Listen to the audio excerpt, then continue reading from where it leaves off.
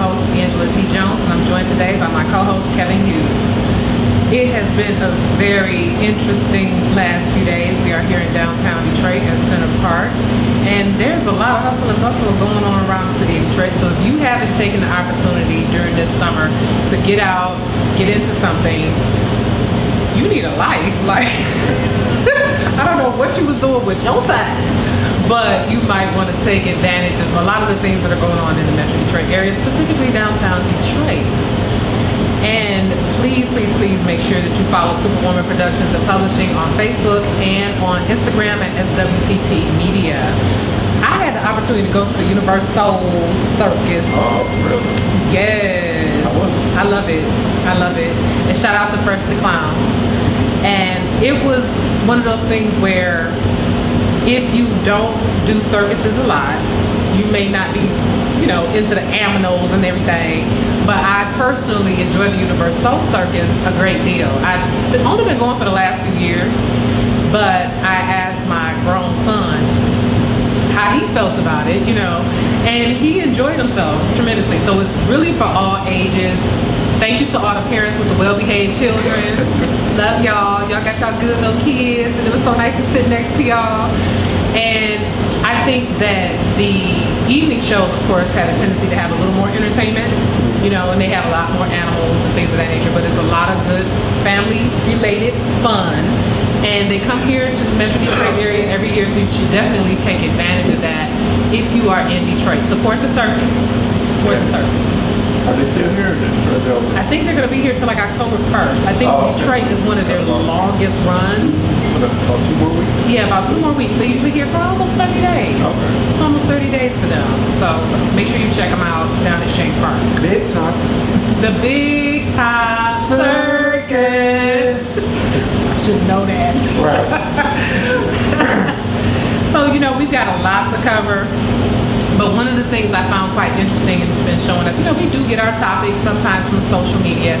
Sometimes I don't comment on stuff that y'all post, but I see you. I see you. I'm watching. I'm watching. And some very interesting things do come across my timeline on Facebook and Twitter and Instagram. And I just may not comment because I like to observe and just kind of get other people's opinions and comments and see what's going on in other people's minds. But one thing that I noticed this week was a discussion that was taking place about people you're dating keeping gifts from their exes. Yeah. Have you ever kept a gift? Hell yeah, I keep everything. Once you break up with me, you don't get shit back, okay? Nothing. I earned all that. She earned all of that. You get nothing back. Even if I don't really like it, I'll give it to Goodwill, Salvation Army, somebody I don't like before I give it back to the guy that gave it to me or go away.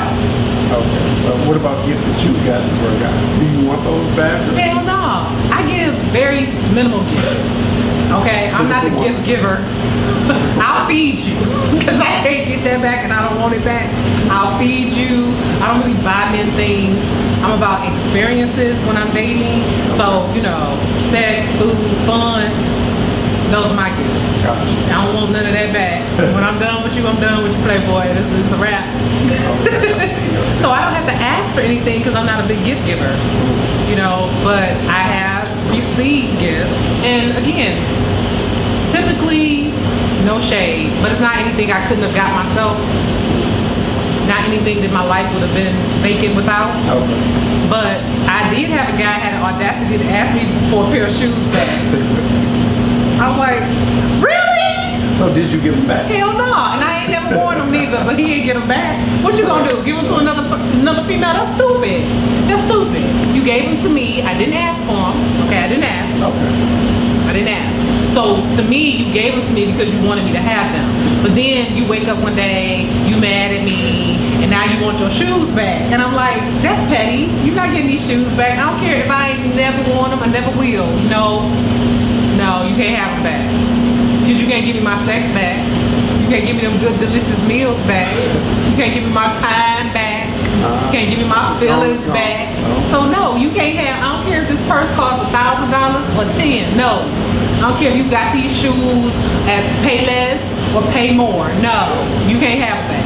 I I ain't gonna lie, I want it back. Why? Because it's the simple fact of the matter. We parted ways and get my stuff back, but I kept them gifts. Like You should. I got one on right now to watch. I'm just saying. I kept it. I like watching, so gift. She didn't want it back. I wouldn't give it back if she did want it back. I like watching. If it was something else, probably, but I like watching. And I don't think it's fair to expect a person. So I guess here's the real question. If you're dating someone, but they have gifts that they received from someone prior to you, do you feel like they should give them back? Do you feel like, why you keeping that? Who gave that to you? I would say it depends on the gift. Okay. There was a young lady, she kept a ring that she got. What kind of ring? Was it real? Was it diamonds?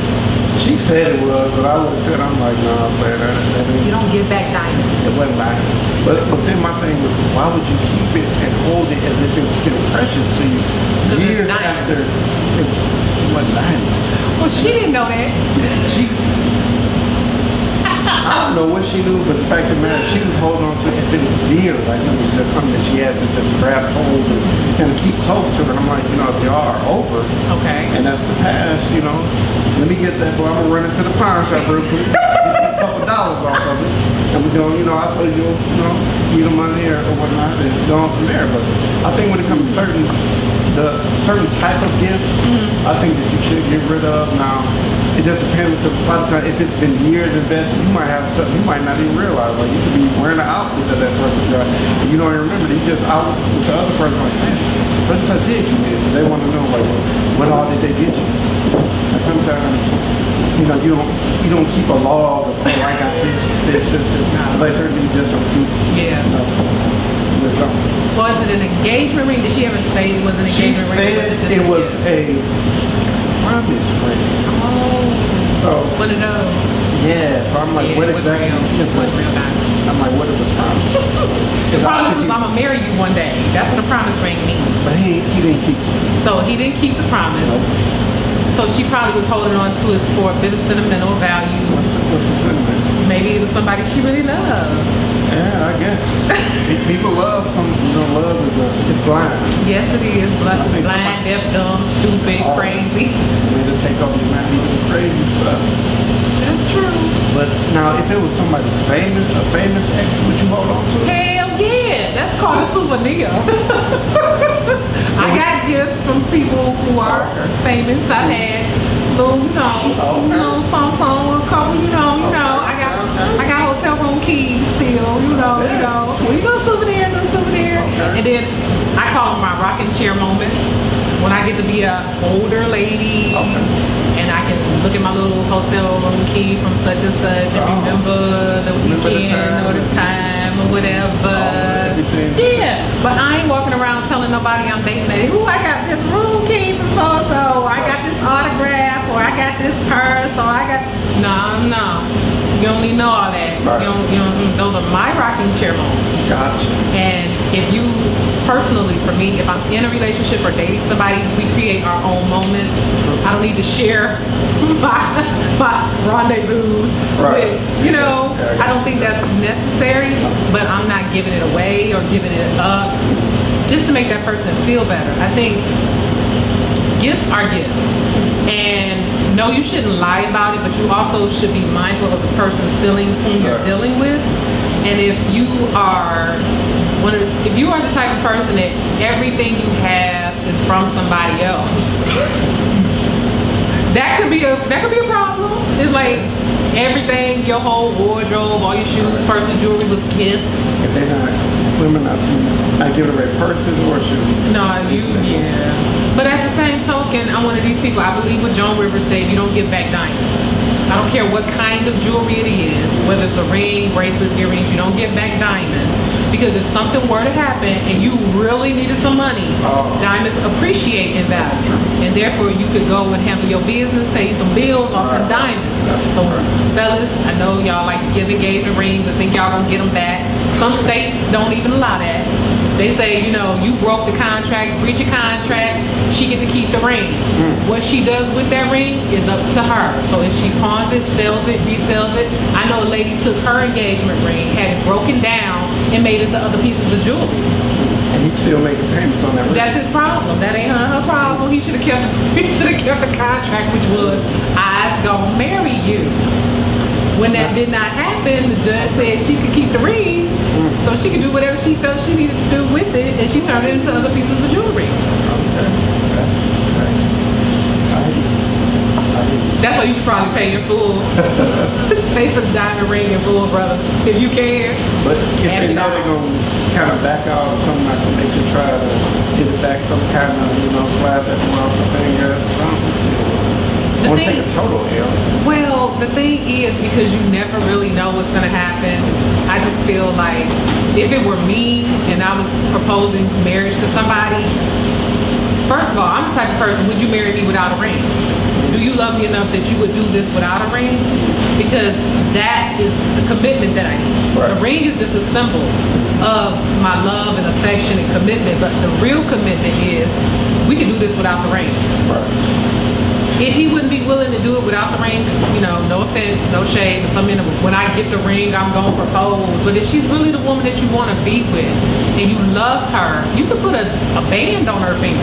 And if she loves you, she going to accept that band until you can buy that diamond. Some of them want to buy 2-3 pairs and they CZ level, you know, they haven't got there yet. Well, I'm going to need somebody to either lower their standards or raise their standards or get a second job or be a little more mindful about the man that you're dealing with, because if he ain't got no 2-3 carat money, you should not be expecting 2-3 carat diamonds from him. Yeah, that's the society that we live in. That is true. I'm a little more old school, and look, we could buy a yacht. We could go on vacation. You know, we could do a lot of different things, have a bomb honeymoon. There's so many other things you can do with the money than just put it in a ring. Imagine you give me that ring or a wedding. I don't need an expensive wedding either. But if you're gonna give me that ring, you ain't getting it back when we break up. I'm sorry. I'm keeping it. It's all mine. Someone famous. One last thing on that. Again, I think it depends on what it is. Allegedly, Madonna sends her booze her panties, and they keep them, and they try to resell them or auction them off. Really? Her booze as a plural? Yeah. Oh, okay. You like it, I love it. It's just not for me. You know, I try to get my panties back. I do try to get my panties back.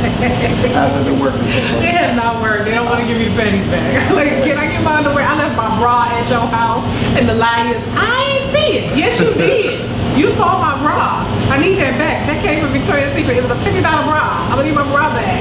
You lost it. It's his now. It's his now. But he lied. But it's okay.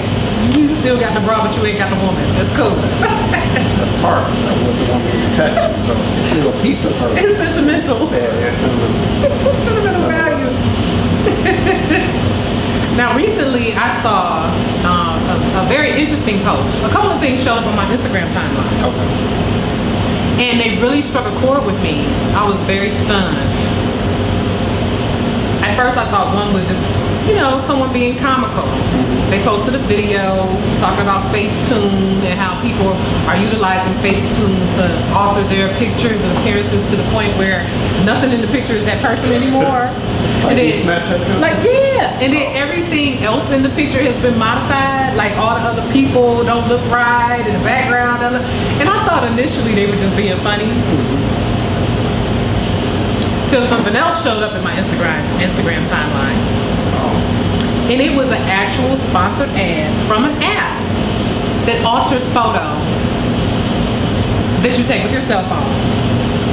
And I was so stunned at the demonstration that they showed. They literally had, this was some real deal special effects. This was some movie level special effects. This level of altering photos is kind of like catfishing to the next level. Oh, it was catfishing to the 1,000,000th. I was so better than Photoshop. It was less technical than Photoshop. It made Photoshop look amateur. Okay, it did, and I was so stunned because there was a picture in the demonstration. There's a picture of a young lady. She don't look bad in the But when it gets done, nipping and tucking and resizing and reshaping and highlighting and whitening and lengthening and curving, I was like, this is not the same chick. Like, this is really a whole other person. Totally different one. Oh my God. And I'm one of these people, there's nothing wrong with enhancement of what you are and who you are. You know, we put on makeup and hair, and we put on nice clothes, and we dress nice and so on, get our nails done and everything, get your teeth done and all that. That's cool. And the toes. Toes. Gotta get the feet done. Gotta get the feet done. However, I've always been opposed of, like, for instance, I'm more inclined to lean towards things like plastic surgery than makeup that makes a person look completely different. And for me, plastic surgery is a personal choice. Sometimes it's either health related. The person has a health condition and they end up needing to have weight loss surgery or something. Of course, nobody should have to walk around with the extra skin, okay? You want to feel your absolute best. So yeah, you're going to get yourself all slenderized and everything so you can look and feel your best, because that is still actual weight still on you, right? Fine. Even after babies, tummy tucks or whatever, I'm not all for the booty injections and stuff. I think that's a little bit too much. And it can be dangerous. Yeah, very. All the chemicals and that stuff that it has, you know, bumps and lumps, all that kind of stuff. Yeah, and you don't want cellulite, and it gives you cellulite technically. And you can do squats. No shade. Like exercise. This is the thing, though. You live in a society that's so microwave. Everybody wants things right now. Yes. It's like you go from, you know, having the gut for the kids and stuff like that. You could have been, you know, crunching it out and doing set up, lunch, all that stuff. But now you're like, no, I'm just gonna go get the tummy tuck. But we don't deal with the habit that produced the gut in the first place. Right? You know, especially if it's health related, the way you eat, the lack of exercise, health conditions.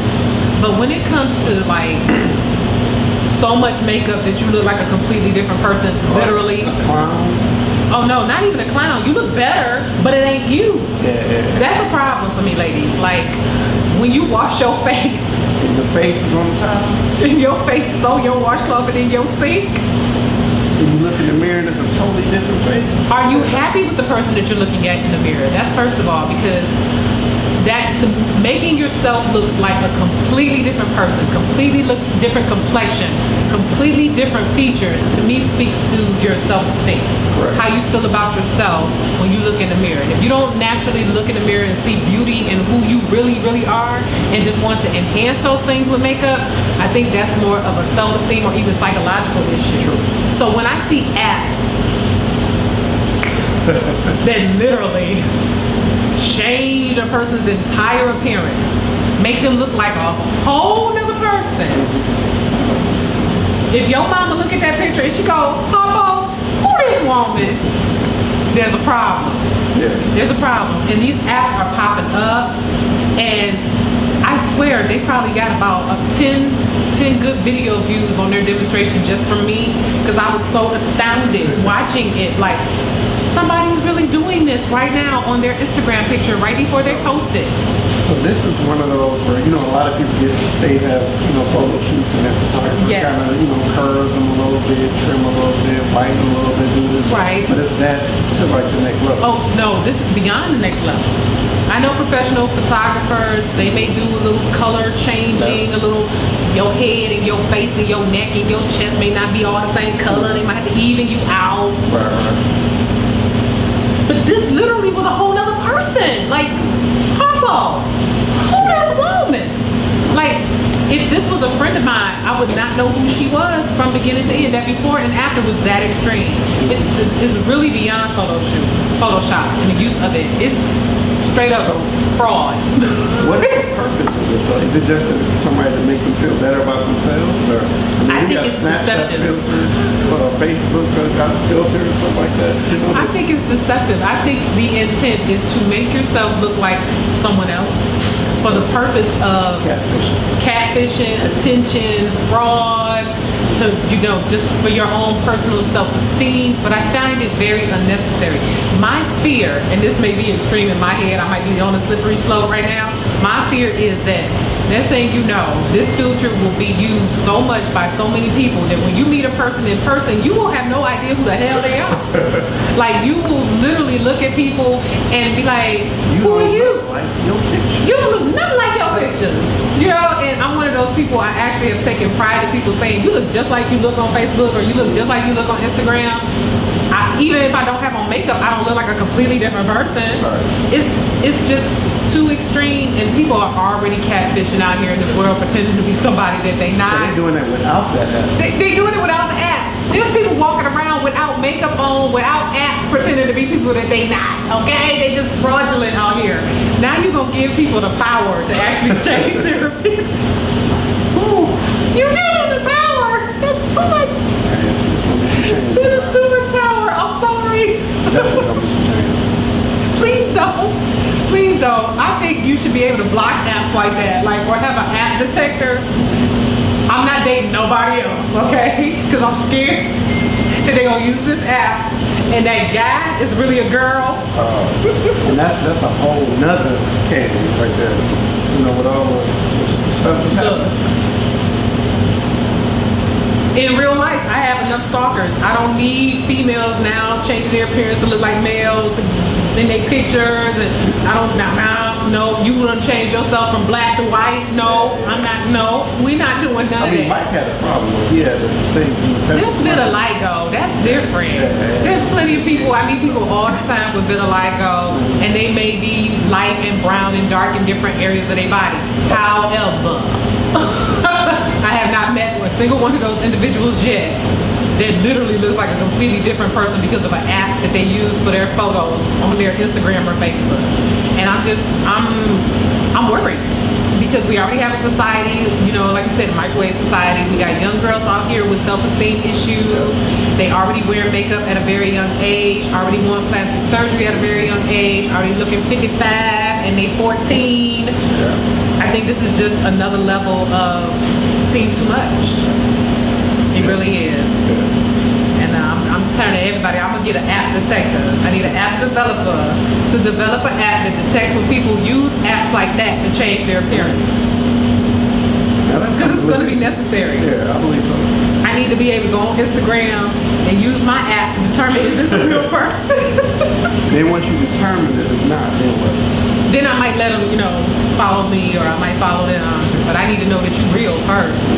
That picture, ooh, it would be nice if that detection app found other pictures of that person without all the enhancements.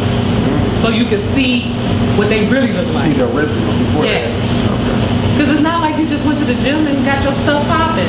You literally... Even going to the gym, it takes, what, 3 to 6 to 9 to 12, a year perhaps? Depending on how hard you go. If you go hard, it can... And then you have to maintain it. Yeah, You have to maintain lifestyle it. change, not just This, I'm scared of y'all with this app. Whole another set of people. Your mama and them ain't gonna recognize you as a fan of you. So these people, more than likely, they would create fake profiles. They wouldn't have the one with all their family on it because family know what you look like. I don't know. They might be bold enough to just be like, look at me, and they family see them in person. You know, I looked at your Instagram yesterday, and you look different. Right. This was just family reunion. Just from yesterday. I don't know. I don't want the app. If you don't like me the way I look, just don't go on my Instagram. It's so simple. Just don't look at it. You gotta love you for you, you know? I do.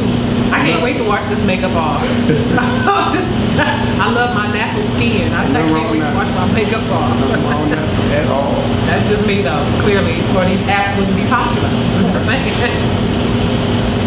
Now we've also had some conversation about things that we can do financially in our community for our families, for the sake of our families. You know, making sure we have wills, making sure that, you know, we know power of attorney, life insurance. What else? Stocks and bonds. Stocks and bonds is interesting. You know, one of the things that a lot of people don't do, they don't invest in where they spend money. And when it comes to, you know, like stocks and bonds, a lot of companies you know, they have, a lot of companies have stock, but when you look at it, like it's a lot of things that are initially starting out where you get IPO, but you have to be part of a certain little group to get in on that. Right. But let's just say it's a thing that I'm not sure if a lot of people are familiar with Bitcoin. Bitcoin's been around for a few years, but if you had $1,000 in Bitcoin in 2010, it'd be worth $34 million today. Just $1,000 a few years back. $1,000.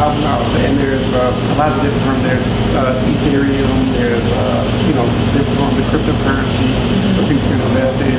But it's never been a time like right now to start investing for your future. Even as much as putting you know, certain, let's just say if you go to Starbucks every week, you get, or every day you get a $5 coffee or whatever. If you cut back that coffee for a month, take that money that you would have put into there and then invest it in like a Roth IRA, when they give on average about 12 to 18%. Okay. And do that consistently for a few years, you'll have well over $1 million by the time you ever retire. Well, that brings up a good point too. Just off the expensive ass coffee at Starbucks. And we also have, you know, there are different government security bonds, there's T-bonds, notes, and things like that. Some of them have different maturity dates. Like I believe that the notes have there's the savings bonds when you buy below face value. It takes about 20 years for it to mature to the actual face value. Okay. And then there's the other bonds when you buy at face value, it matures within a 10 to 20 year time frame. Oh. That would be something that you would buy like for kids. Let's say a child is born, you want to leave them having something, you know, buy a couple of those, or you can buy some T-bills around like $1,000 or so, but they mature within a year to 10 years. Really? So, you know, just thinking about the future with, you know, the cost of college and things going up, because college, you know, 20 years from now is not going to be what it is today. College today is still like ridiculous. You know, so even with free education, somebody's still paying the bill. It's one of those things where in a minute, college education will be through Coursera. Because it'll be so expensive to just go traditionally that you'll have to make that shift to go online and take some courses for $50 a piece. But I like the idea of investing in stocks and bonds particularly. But I think one thing that we forget to do is invest in the things that we buy. I think that's very important because that's what you know. So if you know, Starbucks, for instance, like you said, the example you gave was very relevant. In that $5, first of all, that's some expensive ass coffee. $9 drink coffee.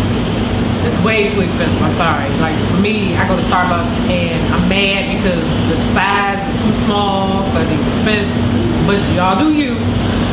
But if I'm going to be a person who is a Starbucks patron, I'm gonna have some Starbucks stock. I'm getting my money back. You should. Because I think that's the best way to invest. Like when I look at the companies that I invest in, it's the companies that I buy their products from. So, you know, I buy shoes from Steve Madden, so I have Steve Madden stock. I watch Disney movies, and I've been to Disney World several times. They done got a whole lot of my money. So I got Disney stock. I got, you know, when they bought Marvel, I was like, hey, that's what's up, because I'm a Marvel fan, and I know I'm paying to go see all these movies. Lionsgate, I go to see a lot of movies that are produced by Lionsgate, so I have Lionsgate stock.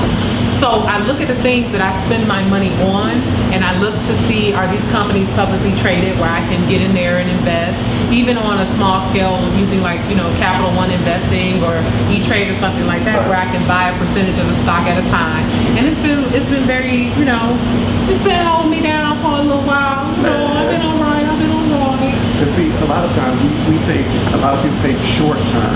And when it comes to like investing is more of a long term. Right. Even, you know, as far as like real estate, a lot of people think, you know, buy it, you know, fix it, flip it. But when you look at that long term sustainable income, that's something that you want to have that you got to keep going. Something that you got to record so they can continually grow. Right. To lead to your children and your children. That's true. That's true. And there's even companies now where you can buy into real estate projects. It's like, you know, publicly traded but it's for real estate. And there's companies that they put together their portfolio of the projects that they have in different cities. Some of them are large scale projects, some are multi-use, some are, you know, amazing buildings being built. And instead of just private financing, they're giving you the opportunity to get a share and receive dividends as if it's a stock. And there's nothing wrong. Any part of $100 coming in, there's nothing wrong. Yeah, you can invest for as little as $100 in some of the projects, and they're all over the country. So if you're the type of person, like you said, people want to flip or even become landlords. Personally, I'm not gonna be nobody's landlord. I used to be a realtor. I know what that's like. I'm good on that. But I will invest in a multi-use or commercial or residential property built by another company in another city even, and allow them to do all the work. Do all the work, you know, because Dan Gilbert ain't the only one. There's plenty of other Dan Gilberts out there, but they're letting little people like me put in as little as $100 into their project, and then I get dividends on that. So when they're collecting their leases, I'm getting a percentage of that too. And I think that's a good look. Look, especially when I ain't got to do all that work. I ain't got to pay no bills. I ain't got to put you out when you don't pay your bill. Leave that up to them. Yeah, that's their job. A headache in itself. Yeah, and that's what I would personally like to avoid. That's why I don't do income properties, but those options do exist if you want to get into the real estate market, but you don't want to have the burden, the overhead, or the extra responsibility to do it all yourself. And I think particularly Black folks, we need to get more about investing in these different opportunities because they make money, and we have to stop being afraid. Because a lot of investment around the city. Yes. You know, it's a lot of areas around the world even. Yeah. But, I mean, there's nothing wrong with investing in around the world. Let's invest at home. Let's start locally, and then we'll spread out a little bit. Spread our circumference, maybe about 50 miles, then we'll go out to state. You can invest in out-of-state projects without leaving the comfort of your own home. Yes, you can. It's called the internet. It's all on the internet. The internet is a beautiful place. Wonderful. It opens up a lot of doors and opportunities. Yes. Definitely make sure that you are checking on what you spend money on. What are you spending your money on? And see if you can invest in it. Get some of your money back. Get some of your money back. You spend money on liquor. Liquor companies are publicly traded. All that Hennessy you collecting. Get your money. Get your coin. Get you some stock. Get you some shares. And get some of your money back. It's like, why you got that bottle of Hennessy just sitting there collecting dust? You trying to impress people with your Hennessy bottle. Impress me with your Hennessy. Stop. That's how I know you balling out here. LVHM. That's the name of it. LVHM. That's actually Louis Vuitton, Hennessy, and Moet. You can get all them with one share.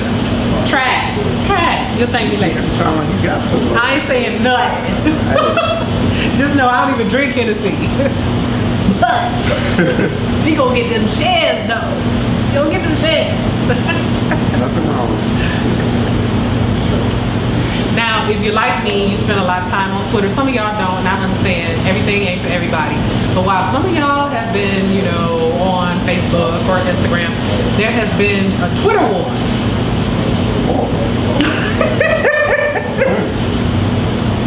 Yes. Between Jamel Hill and the White House. There has been a war, a Twitter war. What has she done? I don't think she did anything wrong. I personally don't think she did anything wrong. I don't. However, the White House made a statement about her statement and said that she should have been fired by ESPN for her statement. Everything she said was true. So why would she be fired? If she made a true statement, why would she be fired for speaking the truth?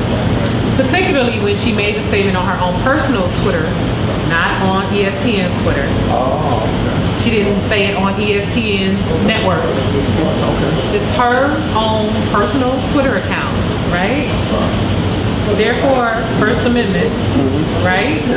And the person she was talking about, of course, was 45, but he says a lot of things on his own personal Twitter too, right? So he can say whatever the hell he want to say all day long and been saying it for years.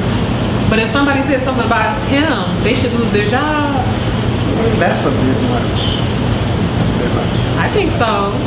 I think it's a power trip on the part of the White House and on the part of the president, the current one, because he made several statements about our former president, President Barack Obama, that were untrue.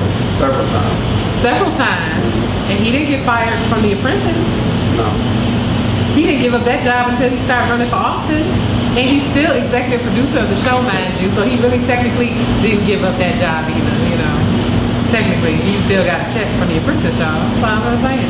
So it's almost this double standard where people can say things that are true on their own personal Twitter accounts, but he can say a lot of things that are untrue about a whole lot of other people. And nobody is checking him, but he wants people to get fired. Does it matter because it's the president? Because he's the president now, and you're speaking against him, so it's kind of like an attack against him. But he was speaking about President Barack Obama while he was president, and nothing happened. Oh. And that's the funny thing about it. It's so many Trump supporters that seem to forget that. They're like, oh, he never said anything about anybody. And it's like, I'm gonna need you to go back and read some of them tweets, because he said a lot of things about a lot of people that many that were untrue. And nobody called him to the carpet. And in fact, a lot of y'all retweeted them lies. Shared them lies. Y'all did. There's evidence. Unless he's gonna go back and delete them tweets, the evidence will always be on Twitter. But he might not delete it, but he might have somebody like that going in there about 5 years and go in and he just scroll back to my tweet from 2012 where I called President Barack Obama a racist. I need you to delete that tweet, please. I need that to go, because now people are bringing it up and TMZ found it, and then they're calling me to the carpet because I never apologized, in fact. But when someone else turned around and called me a white supremacist, I said they should lose their job. But is that a true statement? The behavior is that of a white supremacist. I would agree. So therefore it is a true statement. I would agree. I don't see, she didn't do anything wrong as far as I'm concerned. I mean, we have freedom of speech, or so it seems. Freedom of tweet? Freedom of tweet, yeah. Freedom of tweet? Or do we? Or do we? I think it depends on if you are in agreement with certain people or not. And that's where I think that there's the double standard. You know, a person can tell all kinds of untruths, but then when someone says something that is true based on that person's behavior, their statements, and so on and so forth, then it's a problem. That's the double standard. And I stand with Jamil. She should be able to say how she feels on her Twitter account, her personal Twitter account. Whether I agree with her or not really is irrelevant at the end of the day, because it's her personal Twitter account. She had the right to have that opinion and post it, because that's what Twitter really is for, whether we like it, love it, or not. And I think we have to be fair, because there's a lot of people that say a lot of things negatively often. About everybody.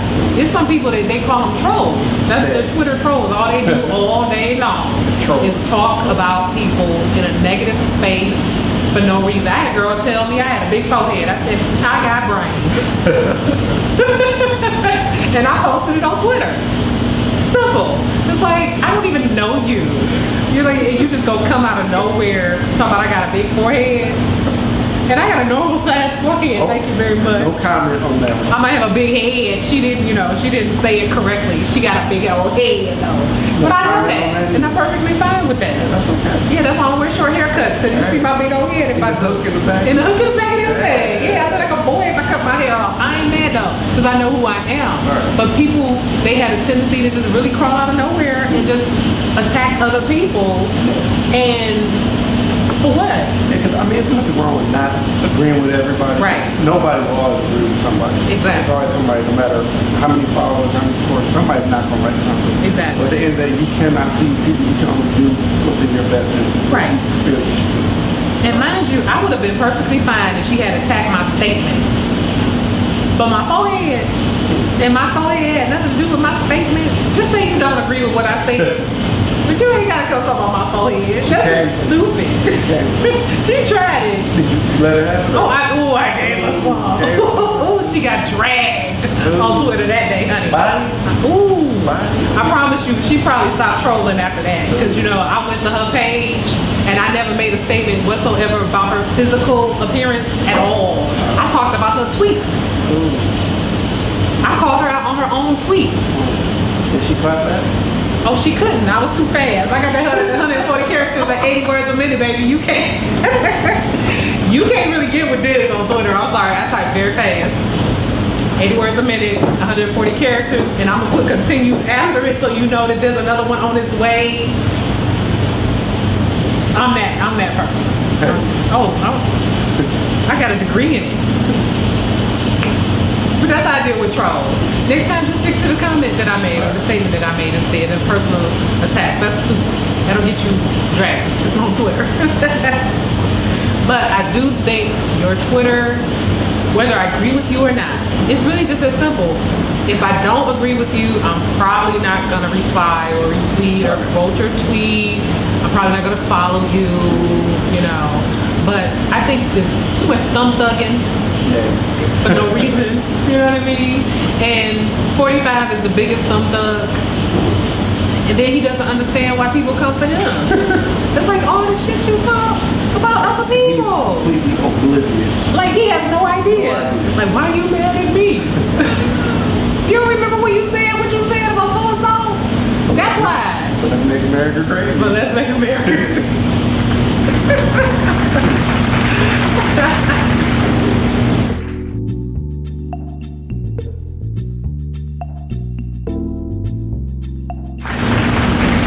Welcome back to In Real Life TV. Joining us now is Prince Innocent, also known as Treagon Colston, who is the manager and promoter at Club Ice Male Revue in Detroit. Thank you for joining us today. So there is entertainment available in the city of Detroit once again. And it has been a few years since ladies have had the opportunity to go to see male exotic dancers in our city. There's been a few reasons why, you know, and we're going to talk about some of those things. But give people an overview of what's going on at Club Ice. Club Ice is the first dedicated male dance club in this country. Upscale, 5-star chef, we got people's, bottle service, now in the carpet, hookahs, you know, we got top shelf drinks. It's basically a ladies hangout. We don't have dancers all the time. We have ladies only happy hours, ladies only comedy shows and concerts and all types of things like that. It's like basically a playhouse. Okay. And it's been a long time coming. Yeah, we're here now. The fellas get to do stuff. It's all clean, upscale, you know, it's nothing offensive. It's good, clean fun. You guys can check out the video we post and you can see when we have to put them out at 2 o'clock or 2:30 up here. Why is that? At least listen, we go to 1:30. Every night, 1:30. Don't get put out. You ain't gotta go home. Right. Get the hell out of here. So now, mind you, I've been to a few clubs in different cities, and it was always one of those things where, as a consumer, I was always like, when I come to Detroit, though, why? So, you know, I'm in this spot, and the carpet is torn, and the bathroom is a mess, and the ceiling is caving in on me. What you mean you ain't got no Hennessy? You ain't got no Avion? What you mean I can't get this? You ain't got, and it was always like an uncomfortable situation. And I hate to say it, that if it hadn't been for the men being good looking, I would have left. Because the club was a mess, or the venue was a mess. And it's like, it got to the point where it just wasn't fun anymore, because I felt like I was going to some dark, dank. Disrespect. Yeah. You know, you're a certain, you know, quality or at a certain level in your life where you don't want to risk your life to hang out. Once you are at a certain age, you know, I don't want to be like, you know, coming out to my car and scared.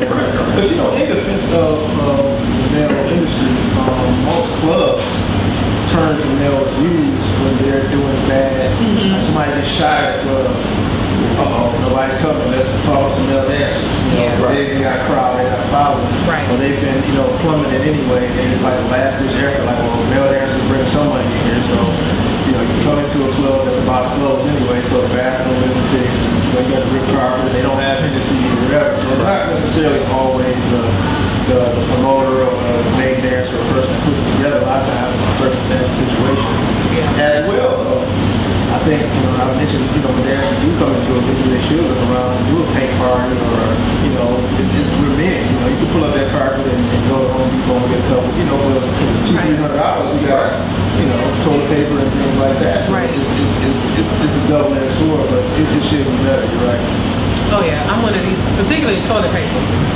The first thing I check in a restroom, anywhere I go, is the toilet paper. You ain't got no toilet paper, we got problems. We need toilet paper. I think so. I think when I'm not gonna lie. I'm not gonna lie. I have often wondered where the hell the toilet paper goes.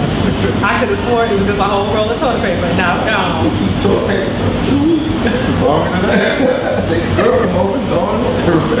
I'm not gonna lie, I wonder too. I might be strange for a woman, but I like where the toilet paper go. Like, I don't know what happened. I've been to venues and on Friday night, there'll be 50 million rolls of toilet paper in the bathroom. Come back Saturday night, they all gone. And I'm like, are y'all taking the toilet paper home? Right, I believe it. It's very popular. Because it's even at my club, we have boxes and it's like, okay, before the night, you fill it up and put the extra roll on top, put another on the scene, and like 11:30, 12 o'clock, I see women coming out like this, I'm like, is it going on there? Yes. I think sometimes women are like, girl, they got that too fly. Take your person there, girl. I gotta take this home, girl. They got that cotton nail, girl. We gotta get this toilet paper. Y'all can buy the same toilet paper at Family Dollar, y'all. Stop playing. Stop stealing the toilet tissue. Now, what else can women look forward to at Club Ice? Because I've been there, I like the atmosphere. I feel like it's the way a club should look for ladies. Y'all got pink hookahs, you gotta have some pink lights and stuff, I think that's appropriate because, fellas, y'all get to go do y'all thing on Friday, Saturdays, Thursdays, all day. Strip clubs is always open for men, okay? Always. 7 days a week, Monday, Sunday. Some of y'all open in the morning. I don't know what you're doing at 8 o'clock in the morning at the strip club, but okay, that's what you do. I'm sorry. I thought I was thinking that. So it's kind of one of those things, it's like ladies should have a place too. I think so, and I like the fact that you guys also have male staff. That's what's up, male staff.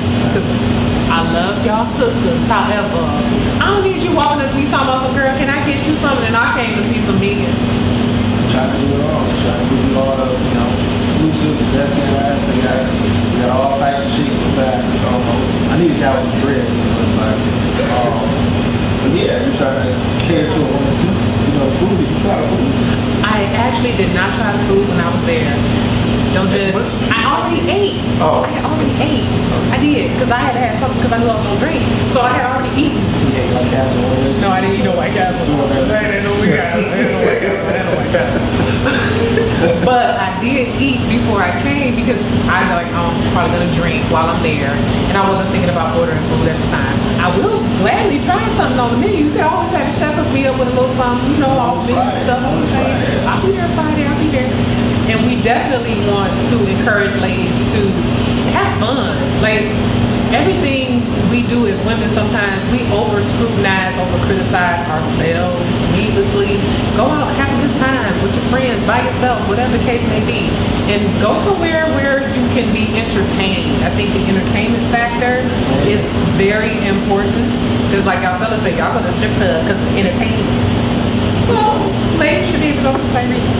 When you come in, entertainment is supposed to take your mind off of your problems for however long. When you go see a movie, you're into the movie, you're not thinking about whatever. When you go to a concert or a comedy show, your mind is into that. So when you come see us, we're supposed to be, away from home, away from the babies and the boyfriend and the drama and the, my lights is off.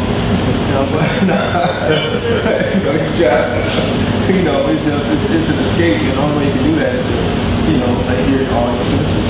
Right. Outside security. Right. Bottle service, you can treat it like we got an outside patio. Did you check that out? No. We got furniture night, we play Uno. I can play Uno?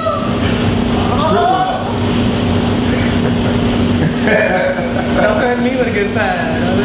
Threaten me with a good time. Hey. There you go.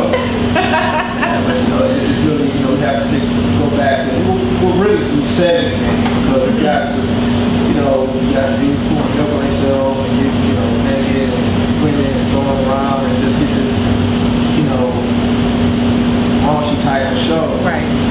You know, we put on suits, did a clean show, and women lost their mind because it got so raunchy.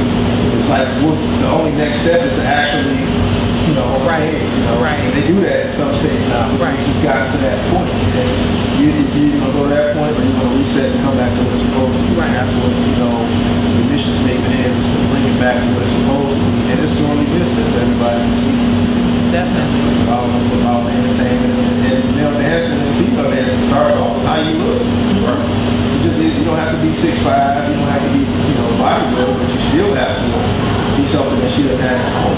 Oh God, please. I mean, it just is what it is. It's something about you. The entertainment is the entertainment, but at the same time, you're taking your mind off of what you got. I ain't trying to go to the club to see my dude. No, I want to see my baby daddy. I don't even like him like that. So I don't want to see anybody that looks like him or anything like that. But let's talk about the differences in how, as a business, male dancing and even female dancers, the differences, because I see a lot of double standards in even some ways how the clubs are run. And I think where Club Ice is bringing it to the level of where some of these female strip clubs are, and I think society may have issue with that, as if women don't deserve the same level. Well, saturation is the enemy of success. I think Detroit has 27 strip clubs. We don't have the economy to support 27 strip clubs. So the only way they can exist is to have, you know, because probably in the 90s, women got paid to strip, $25, $30 an hour. But with that came, you have to be in shape, your hair done, your nails done, costume done. The women will get sent home. Your shoes are home, get dressed. Throw on some better shoes and get out of here. Your nails shit, you know. Now it's got to the point of the saturation when you got so many people buying clubs, they just want their money back. Right. Any girl dancing hall, she's paying to about, she's paying to dance. So if you got 75 or 100 women paying you $50 a piece tip out, you know, you win it. Your quality is terrible. Quality is terrible. But if you make a video about it and get off work and, you know, drop your dance back, get the DJ her CD or whatever she gonna do, you know, you sacrifice, you know, quality, you know, for the money. So that's why we have an exclusive. Right. You know, Club Ice, we got, you know, it's basically 12 guys. This is it. You know, we do routines, we switch up our shows, we bring in special guests, but we still have a small core group of guys that are professionals, they, you know, head to toe, lined up suits, you know, room manicure, professionals, great entertainers, and that's why they are making the money they're making, because it's exclusive. Right. You know, if we had open ice and everybody was available, or anybody come on, you know, we'd probably be closing in about another month because it's been the same old thing that, you know, everybody sees and gets tired of. So why not just do it like we're supposed to do it? Because at the end of the day, we're better dancers than all the Chippendale type companies. Right. But they kill us on every other aspect. They're polished in every other aspect. Right. We can dance circles around anybody in the world, but we don't go to the gym like we're supposed. Right. We don't do this, we don't perform and do other things. It's like, good is the enemy of great. Yeah. I'm good, so I don't have to do what's necessary to be great. Right. And that's where we are. And it's an arrogance that comes in that good. And I don't get it. You're okay. It's not a big deal for a black man to be able to dance. Or a black woman. It's not some, oh my God. It's like, little Pookie can do that at the family reunion. So we gotta get more on other levels of professionalism in order to achieve our goals. Do you think the success of movies like Magic Mike and Chocolate City helped to make Club Ice more attractive to women who maybe never even thought about going to see male exotic dancers? It's been underground and trying to break through for so long. I mean, the Jerry Springers and the Jimmy Joneses back in the day, and the Morris Boat, they've always, dabbled in featuring male dancers and female dancers. And now, when the movie came out, because Luscious did one first, Shaky, which is basically the same thing Magic Mike, they're all kind of the same, the guy that finds the hustle. But when those types of things come out, like you say, it's women that's never been, and they see a movie and say, wow, that looks like it'd be fun. Oh, they see a flyer, okay, let's check it out. Right. And when you come to Club Ice, it's almost just like what you see in Chocolate City. It's lighting. You know, if you look at the videos, our club is nice. The club is nice. You know, our club is nice. The club in Chocolate City, I was kind of like, really? I just noticed a few little things. Yeah, it was a little grab. You know, we killed Chocolate City. But we do got Bolo coming this way. Yes. And please, ladies, now, there are a few people who live under rocks and they have no idea who this man right here is. I'm gonna need you to Google or just go to Instagram. Literally, you could go to Instagram and just put in Bolo and he's gonna come up. Like, that's how popular he is as a male exotic dancer. And if you don't recognize him, he was in Chocolate City 2, Vivica's Black Magic, and a few others. So he's gonna be at Club Ice. Check him out. I'm sure this won't be his only time here. I'm sure you'll bring him back at some point. So if y'all happen to miss it, because you live under rocks, there will be opportunities. And this is a very classy flyer, okay? These are the gentlemen at Club Ice. Okay, these are your 12. Okay, so right here, ladies, every flavor, it ain't 31 flavors, but it's 12. I'll just tell you, 31 flavors sometimes is way too much to choose from. If you ever go to Baskin Robbins, you get all confused like I do and you just stand there and stare. 12, you can work with 12. You're gonna find something you like out of 12. It's a hot 12. Hot 12. That's it, hot 12. So make sure that even if you have never been to see male exotic dancers, I've had the pleasure of being from everywhere. Vegas, Dallas, Miami.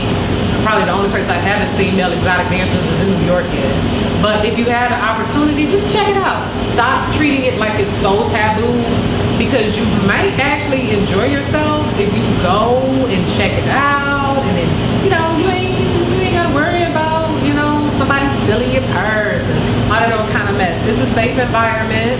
The ladies are very friendly. I sat with ladies, I ain't know them ladies, I ain't know them. Hey girl, how you doing? You mind if I sit with you? No girl, come on, have a seat. You all there for the same reason. And I like the fact that at your club, there's not this air of competition for the attention of the fellas. All the ladies are there for the same reason. Ain't nobody mad at you because you tipped a man and all this little, girl, why she tipping him? No, none of that.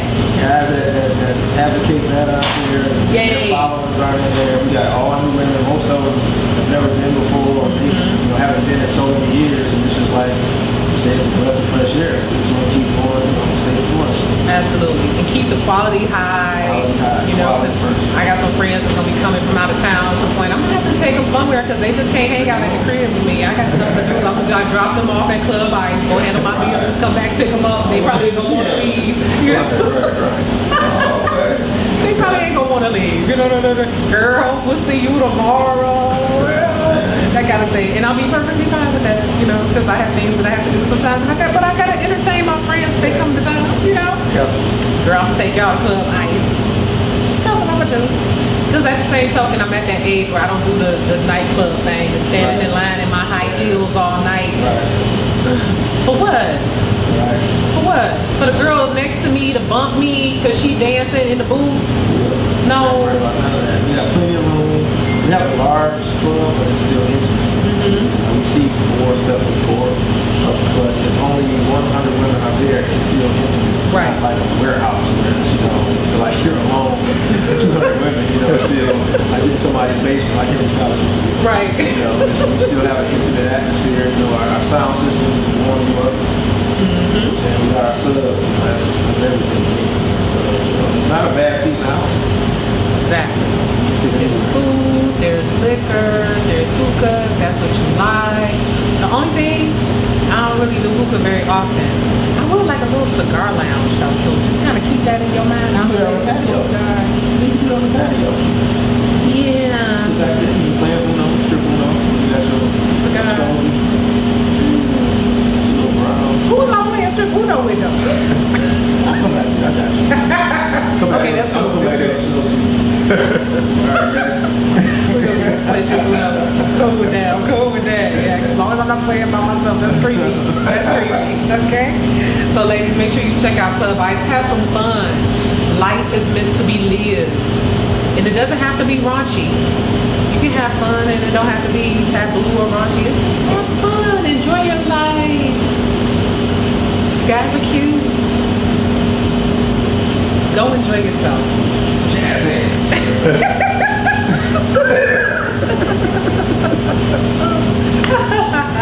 I'm looking forward to seeing Bolo this Friday. I've already told my friends, doors open at 9, cover is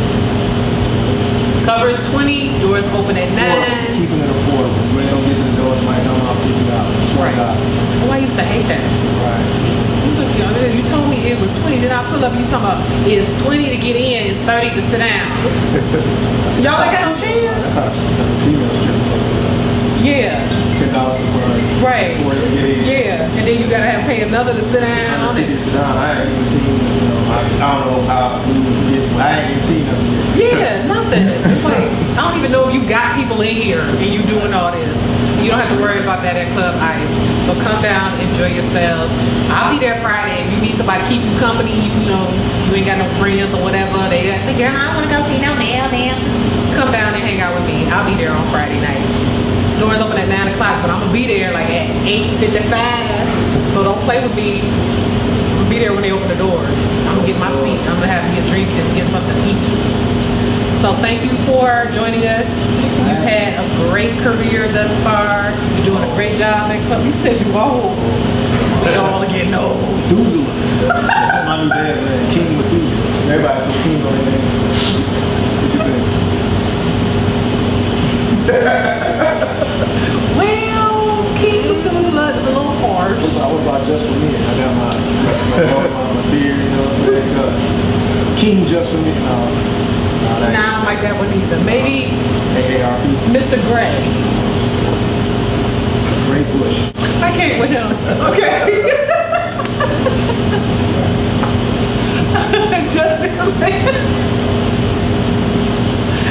that's everybody cracking up.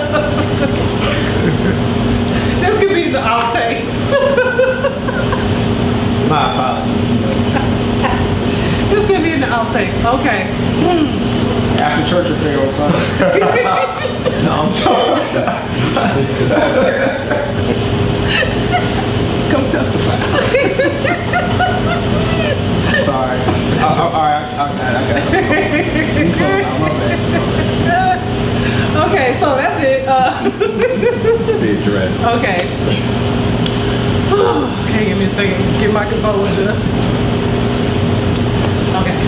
This has been another episode of In Real Life TV. Make sure you follow Superwoman Productions and Publishing on Facebook and SWPP Media on Instagram. IRLTV.tv is our link. Check out our YouTube channel and we will see you next time. Smooches.